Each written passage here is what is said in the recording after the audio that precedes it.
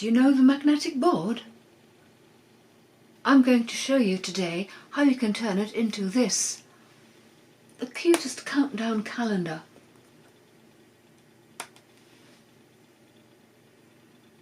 Hey, welcome back to Kaan's Papercraft. Thank you very much for watching. Wat leuk dat je weer kijkt. Dankjewel. At the end of the video, I'll show you a way how you can stand the board upright. You don't have to hang it. So, are you ready for it? Then let's begin. The magnetic board is beautiful on its own. If I'm honest, I have to say that I don't use it as the magnetic board. I use it to display my scrapbook layouts for a while before I stick them into an album. This is one I made last year and I've taken it out of the frame, and I'm going to show you how you can put the lovely Merry Christmas designer series paper, look at these cute polar bears, into the frame. So I have already undone these little clips. You just bend them upwards, slide something thin underneath and pop them up, and then you can take this one out, push from the bottom, Karen, which is easier. Make sure you put it in with the hanging thing upside, I mean at the top. Then you put in the designer series paper and you slide in the back, and then you fold down these little metal bits.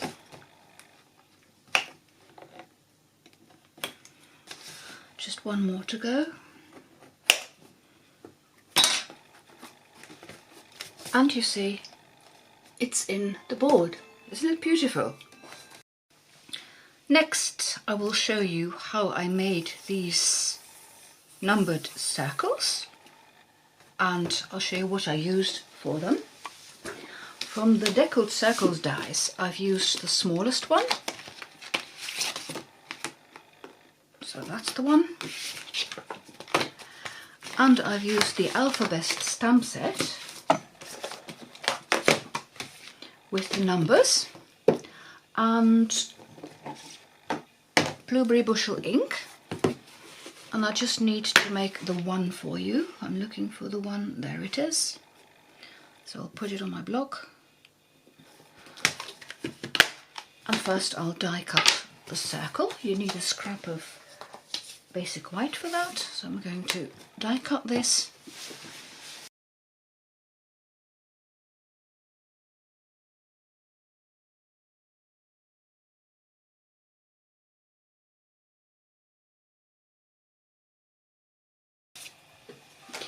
And then with the boho blue ink and a sponge dauber,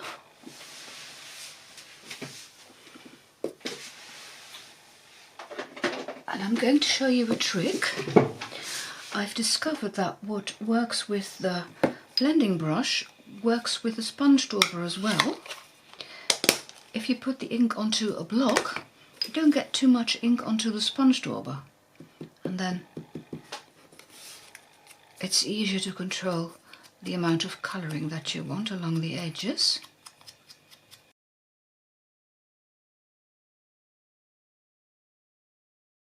Right, so I'll put my block way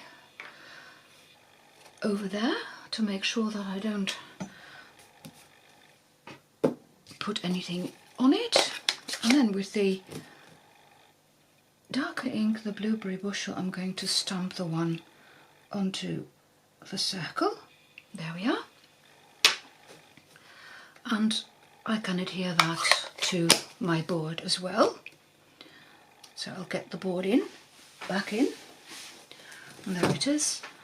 Well, the ink will have dried now, and I've used the Seal Plus to adhere these circles. It's a strong blue. And that is how I adhered all the numbered circles, you see. And next I will show you how you can make this pointer for the various dates. For that I've used the Deckled Cirle Dies as well, But now I'm using the wrong dies. These are the Deckled Cirle dies, Karen. Next I'm using the second smallest and the fifth smallest. Oh, that's 1, 2, 3, 4, 5. When I count them, is this the same size? Yes, it is. Okay. And I've got a trick for you, because these deckled dies are unequal all around, and I've adhered a couple of pieces of cardstock on top of each other to make this really sturdy and make it stand out a bit. So if you die cut them every time and the dies are loose, you will never be able to fit them on top of each other in a neat way, and you'll spend hours turning and turning to see where they fit. So my solution to you is this one. Use a bit of tape, make it long enough to stretch across the two dies, and I'm going to cut a longer strip.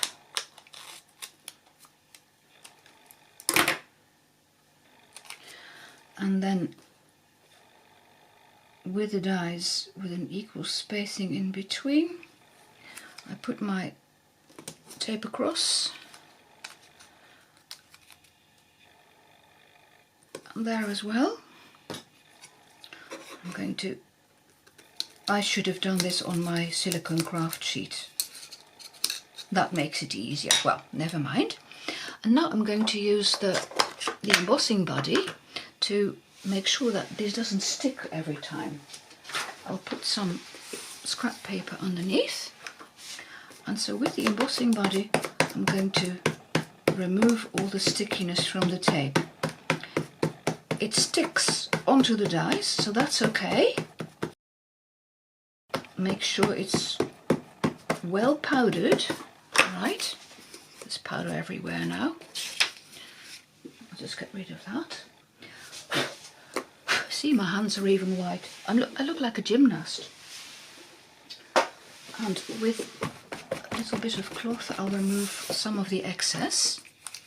Okay, and I'm going to trim it along the edges so that there's not too much stickiness sticking out.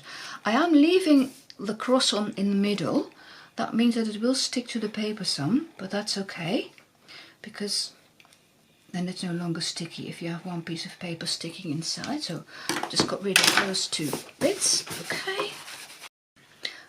When you have trimmed the edges, it's important that you mark one of those pieces so that you always know that that is the one that you're going to look for, because when you die cut, and I used the cardboard here, the cardboard that comes as a sort of backing for the designer series paper, I always keep those because I make boxes with it and everything. I've die cut 4 of these circles from that cardboard, and I'm going to show you how you can make the circle on top. So I've marked the top piece and I'm going to stick it down, and then I'm going to use a pencil mark, you can see that there, alongside the edge that I marked, and then I'll die cut it, and then it's easy to stick it on. And from the first die cut in the middle, because you've got loads of tape there, that thing will stay inside, but that's okay. Then I'll show you how you can put that together. First let me remove the tape. So it is important that you keep those 2 rings exactly together, so don't remove that tape or don't shift it. See, and then you can push it out. It's still a bit sticky, but that's all right. See, and the middle part will come out anyway, and this part will stay inside, but it will cut through.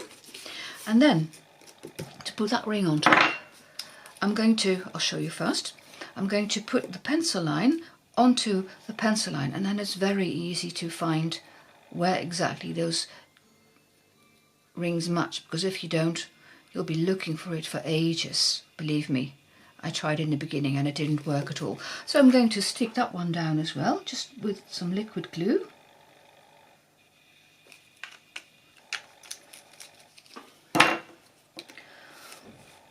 So I'll put it on my desk.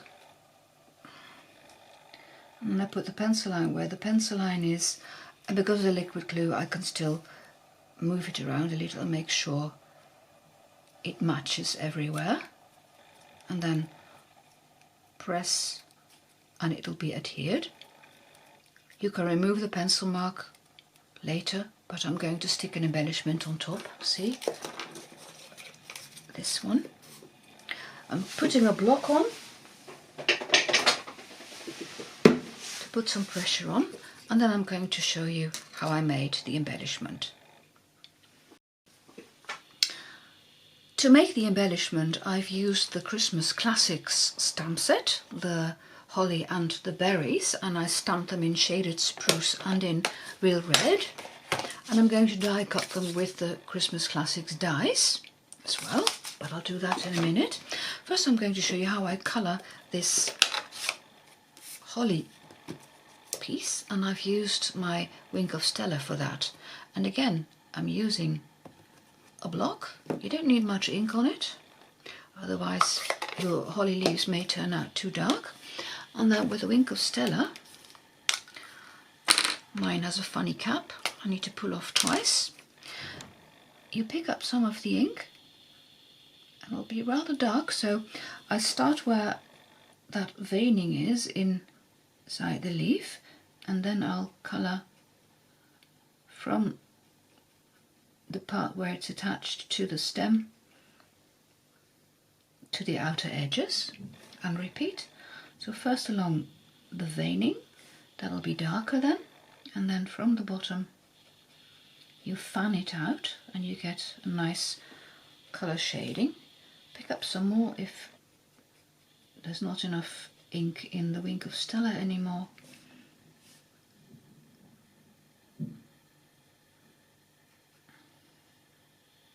You could use a water painter as well. The advantage of the Wink of Stella is that it's immediately shiny as well. See, this is rather more darker, but that's okay because not every leaf looks the same in real life as well. So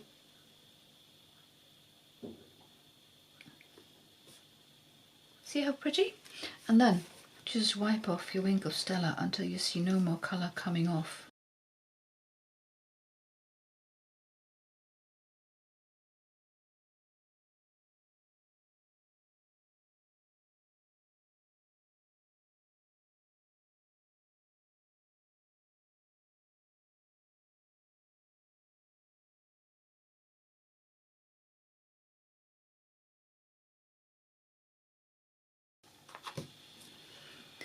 My ring has dried, so I'm going to attach this using a dimensional, and I put it on top of my pencil line. It doesn't show anymore like that. You could erase it, and I put this on like that, and then these two I'm going to attach with mini glue dots.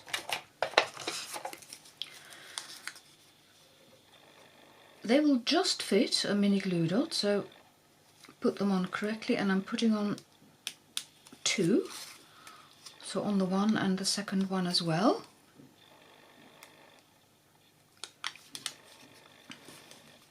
And I use my tweezers and put it on. Then I slide my tweezers under to press, and this one as well, put a mini glue dot on.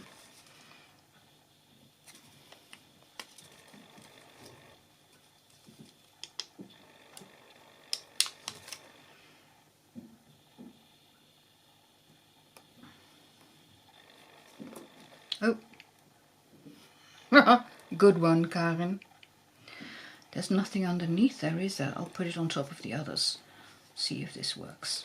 That's better. Okay. And finally, I'm going to put a tiny magnet on.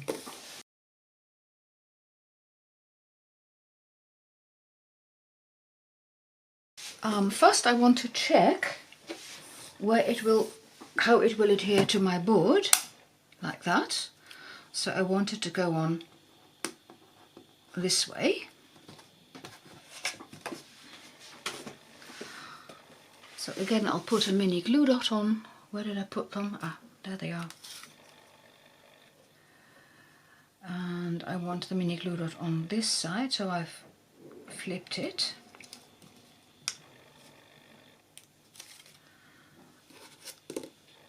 Stick it on.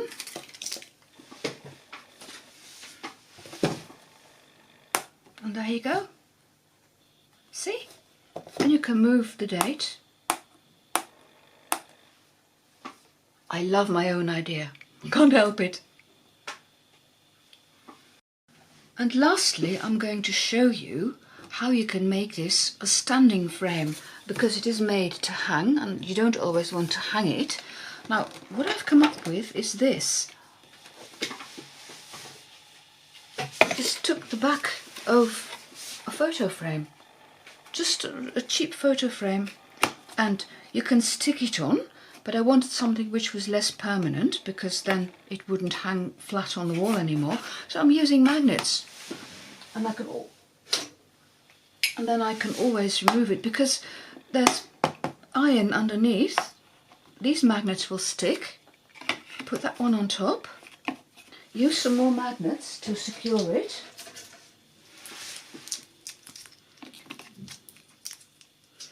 And you can always remove it.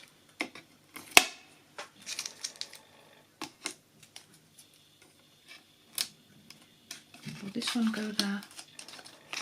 There we go. And then, you see, you can stand it. Well, it's difficult to see from above, but it works like this. See?